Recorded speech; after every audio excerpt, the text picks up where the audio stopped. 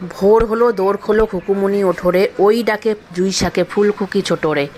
ভোর হলো, সেই সকালের কাজ প্রতিদিনকার মতন কাজকর্ম সেরে নিয়ে তারপর রান্না বাড়িতে ঢুকলাম।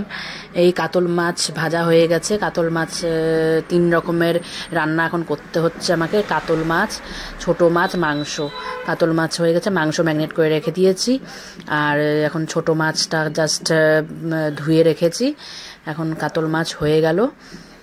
এবার হচ্ছে কাতল মাছের পরে এখন মাংসও পাশে হচ্ছে কড়াইয়ে। 2টা কড়াই বসিয়েছি, ফটাফট করে নিয়ে এখন একটু রেস্ট নিব। তারপর সকাল থেকে তো সমানে চললই। এবার বিকালের দিকে একটু বার হলাম। যে দেখো সামনে বড়দিন আছে, রাস্তাটা খুব সুন্দর সাজিয়েছে, খুব ভালো লাগছে দেখতে। একদম চার্চের সামনে এটা আমাদের। এখানে একটা ছোট চার্চ আছে আমাদের বাড়ির সামনে, আর আসাম মোড়ে একটা বড় চার্চ আছে। তারপরে ছেলের জন্মদিনের জন্য বিকালে চলে গেলাম দোকানে জামা কাপড় কিনতে। তারপর ওখান থেকে গেলাম একটু রেস্টুরেন্টে। ওখানে গিয়ে একটু তন্দুরি চিকেন, আমার প্রিয় যেটা খাবার, সেটা খেলাম। আমার এটা ভীষণই প্রিয় খাবার। এটা খেয়ে তারপর আবার বাড়ির উদ্দেশ্যে রওনা দিলাম। Bye bye.